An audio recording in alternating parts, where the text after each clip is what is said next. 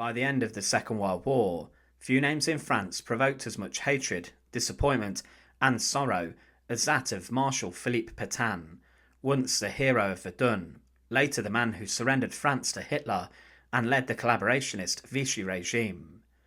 But what is often forgotten is just how pitifully this once revered national hero ended his life, stripped of power, dignity, and even proper healthcare, wasting away in what was a prison on a freezing, windswept island.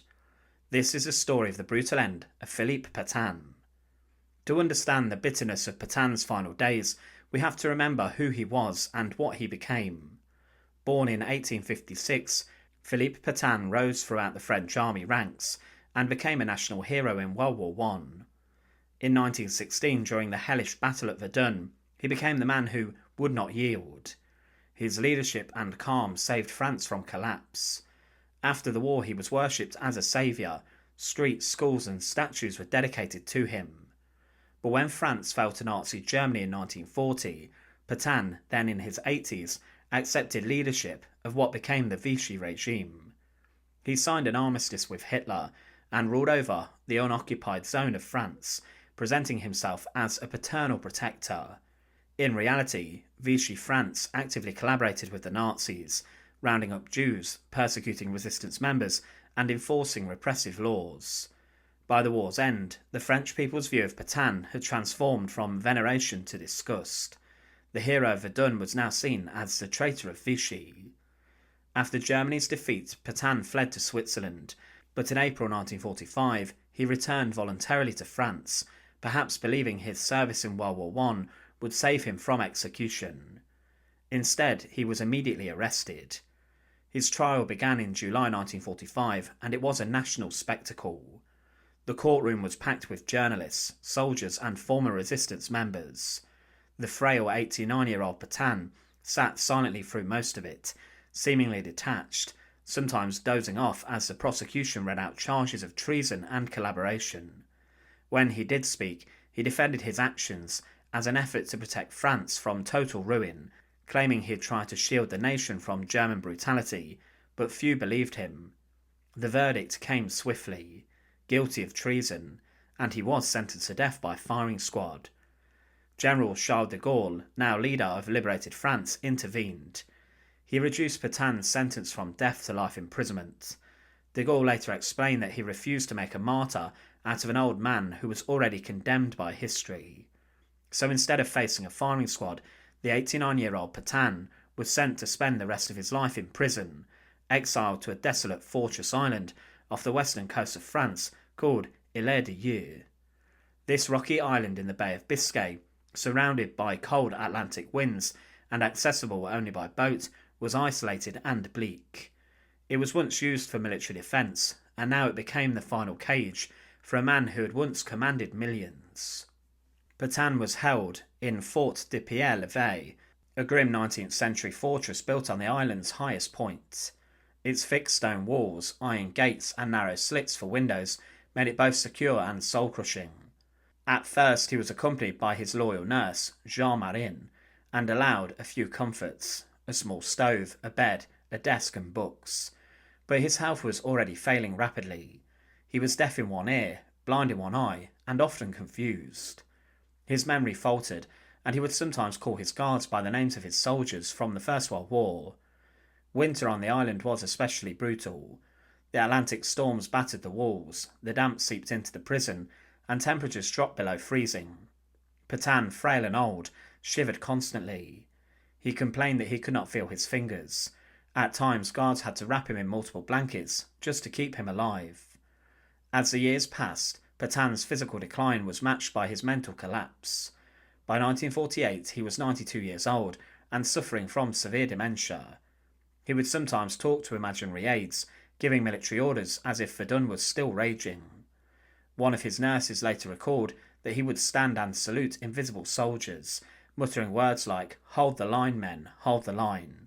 Doctors diagnosed him with being senile and also with arteriosclerosis. His handwriting turned into a trembling scrawl, and he often forgot where he was. At times he believed he was still the head of the French state, asking his guards for government reports or insisting that Hitler was waiting for him in Paris. As his condition worsened, several people, including his lawyer and sympathetic clergy, pleaded with the French government to release him on compassionate grounds. In 1948, his wife, who had remained loyal to him through everything, begged President Vichy Government to let her husband live out his final days in peace on the mainland. She promised he would be kept under house arrest, cared for by doctors, and far from politics. But public opinion was fiercely against it. For millions of French citizens, Petain's crimes were unforgivable. The deportation of Jewish families, the collaboration with Nazi occupiers, the betrayal of the Republic. Many saw his slow death on that cold island as justice being served. So the pleas were rejected. Petain would die on the island. By 1950, Petain was completely incapacitated. He could no longer walk, could barely speak, and spent most of his time asleep. His wife was finally allowed to join him on the island, living in a nearby house, but she could only visit under supervision. Witnesses described his final months as pitiful. The once proud marshal, who had stood in shining uniform before cheering crowds in Paris, was now a ghostly figure, toothless, thin, and barely conscious. His cell smelled of damp and decay. He was spoon-fed by attendants, sometimes refusing food or water. By July 1951, Petain was bedridden and delirious. He slipped in and out of consciousness, occasionally muttering words from his past. Verdun, France, soldiers. On July 23rd, 1951, at 4:25 in the morning, Philippe Petain died in his cell. He was 95 years old. The French government refused to grant him a state funeral. His body was buried quietly on the island, in a simple grave near the local cemetery of Port Joinville. The tomb bears the inscription, Philippe Petain, Marshal of France. Even that wording sparked outrage, as many believed he had forfeited the right to the title. For decades afterwards, right-wing loyalists periodically petitioned to have his remains transferred to the cemetery at Verdun to lie amongst the soldiers he had once commanded. Every French president has refused. In 1973, a group of extremists even stole his coffin from the island, demanding his reburial at Verdun as a form of national reconciliation. The police recovered it a few days later, and it was quietly returned to the island, where it remains to this day. Philippe Petain's final years were a cruel irony.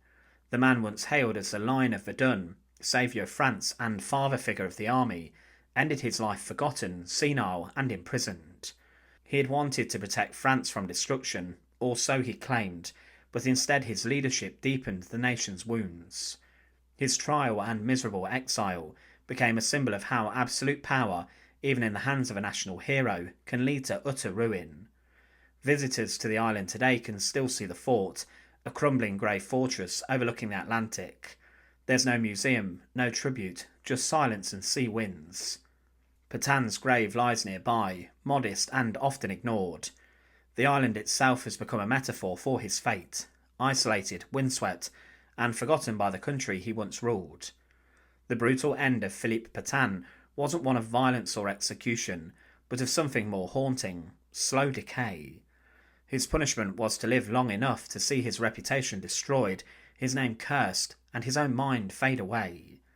In the end, the man who had stood for the defence of France was left defenceless against time, illness, and the unforgiving judgment of history. And so he died, cold, broken, and alone, on a desolate island that became his final silent battlefield. Thanks for watching. To support our channel, please make sure to subscribe, and once again, thank you so much for watching.